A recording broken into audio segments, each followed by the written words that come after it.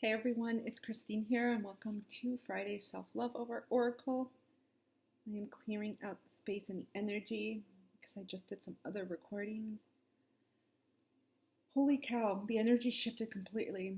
I just recorded the collective weekly reading. It's Sunday, and so I call in and meditate on the different days, and the energy of just Venus right now is just so calm and soothing, and I just keep getting dreamy, perhaps because Venus is in Pisces energy, but let's dive in. Hope you've all had a really, I'll say good week, whatever that means to you. I know there's just been a lot going on and a lot of releasing in our mental, emotional, psychological landscape, but even from past life ancestral cycles. So I'm excited. I have a new deck here, which I'll tell you about, but first let's pull from the Affirmators Love and Relationship and see what we have. Giving. I welcome the idea of give and take in my relationships, and I eagerly practice the give part. By giving freely, I discovered just how fun giving really is.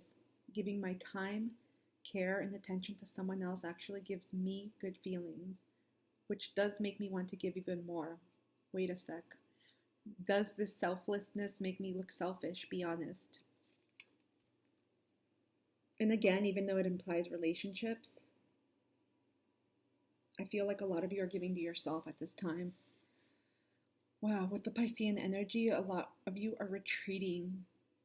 And I would say a good chunk are retreating, not all. Some of you are out there really enjoying this feeling. I'm getting a lot of you are dating, meeting other people, connecting socially, but in terms of the self, I'm bringing it back to the self. A lot of you, even those that are going out, you're really recognizing the value of who you are. Because look at the way this person's looking at themselves in the mirror. And it's not just about giving and the reflection. A lot of you are giving to yourself. Do you see that? It's it's almost like this person's looking at their mirror self. Truly. You all are recognizing the value and the worth in yourself, and you're giving to yourself finally. Some of you, this was a lesson you learned in previous relationships in your reflective and introspection period, and the energies that we're in now are only conducive to this.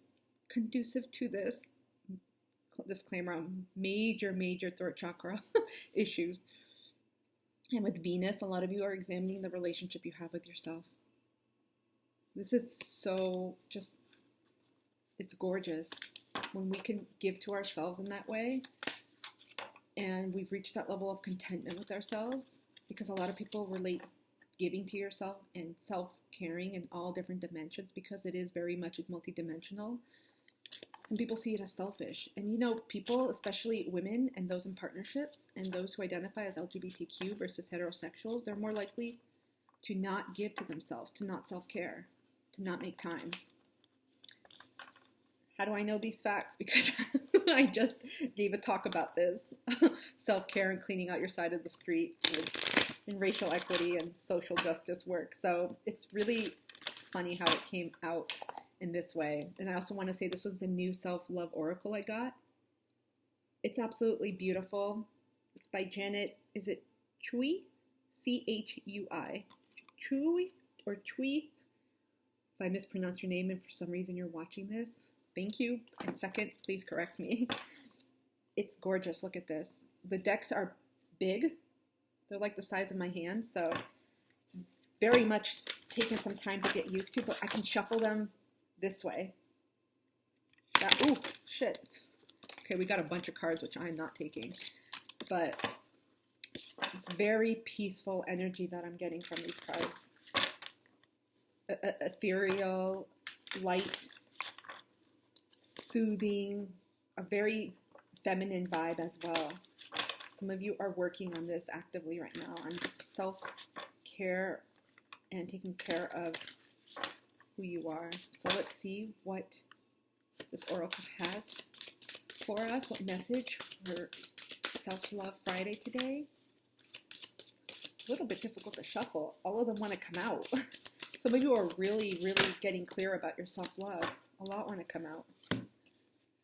Co-create. Working with others creates new possibilities. Cooperative relationships lead to greater growth. So some of you are going to be reflecting that. Let me restate that. Some of these relationships that you will be engaging in, stepping in, cultivating, and even new people that you're meeting, again, it doesn't have to be romantic. They are going to help you in this part of self-love and really valuing yourself. Also by creating with others. Why do I get Piscean energy with this? This has no zodiac sign attached to it, but look at this. I totally get like a spiritual. Some of you may have already met this person, or they may be groups of people, not necessarily in the same bubble. I get Piscean energy here with the fish. Wow. Some of you may have Libra in your chart, 7th house placements. It is through these partnerships, and again, they don't have to be romantic. Some of them are. This is what some of you are meant to learn here. In partnering with others through work, through love, dating too, and in any other capacity, that's how you are going to learn. It's going to reflect back to you on the value that you bring to that partnership. It's all about you. It's exactly like looking in the mirror. You see how they're almost symmetrical? Like a yin and yang energy. I'm getting that strongly. These people reflect back to you your worth, your value. And I so hope that many of you are seeing it right now. I also felt called. I got a new dragon deck and I feel called because dragons are transformative, and I feel like many of you are undergoing massive transformation with the self and with love. So I want to include a card. We're doing pretty good on time, you all. For this Libra, usually I keep blabbing, but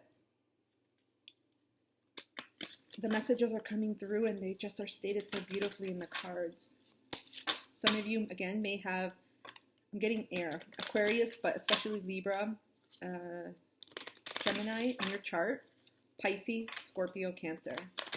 I'm getting strong Pisces, strong Libra. Okay. Let's see what the Dragon Oracle has for your self-love message for today. Ooh, it just popped out. Luna. We get 18. That reduces to a 9, which are about ending. Some of you are releasing people that no longer reflect to you the value and worth that you deserve. Luna is moon in several languages, but I'll just say Spanish since I speak it. Look at this energy. This is definitely, because we don't really see the new moon like this. It's dark, but this is for an upcoming, I'm getting a full moon. It could be any of the phases, but look how kind of round it is. Could be the eclipse as well.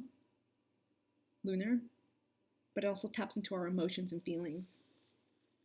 You all are really tapping into what you value and you're feeling it. A lot of you in your divine, in your feminine energy. I'm going to read the card to this.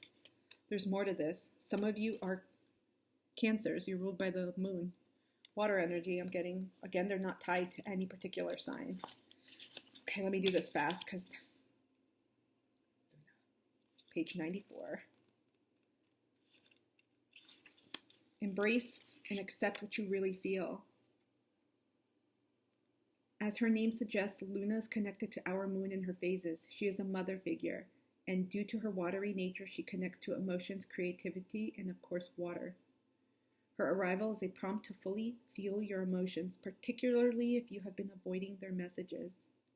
She urges you to examine them, own them, and release what you no longer need. Keyword, release.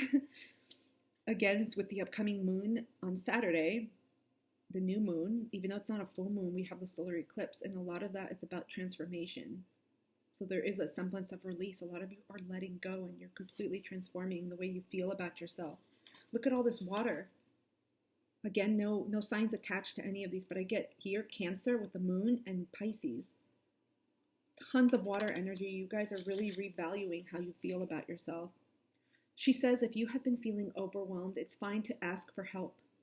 This is not a weakness, but an acknowledgement that you have been strong for too long on your own. A little self-care wouldn't go amiss either. You can only fully be who you want to be once you embrace and accept what you really feel. Only then can you truly transform. She urges you to follow your creativity and to revisit latent talents, whether they are musical, written, in the field of performing, and so on. She says these activities are good for the soul. Excuse me. Sorry about that. She says these activities are good for the soul. You can lose yourself in the moment, become engrossed in a piece of work, and embrace the bliss that accompanies such activities. Through some of you, you're going to heal through some of these activities you used to do before: creative arts, music, dance, painting, cooking. I have a final card for you. This is a soul journey card by James Van Praagh. Again, this is all tied to your self-love. I felt called to pull these other two. Usually I try to keep it to 2 decks, but I felt really called. And I have to say I'm proud of myself of keeping 2 pretty good time here, because I don't want to go too long, and I have the tendency, but I feel like it's because there are messages to relay. So let's see what soul path card we have. Honesty.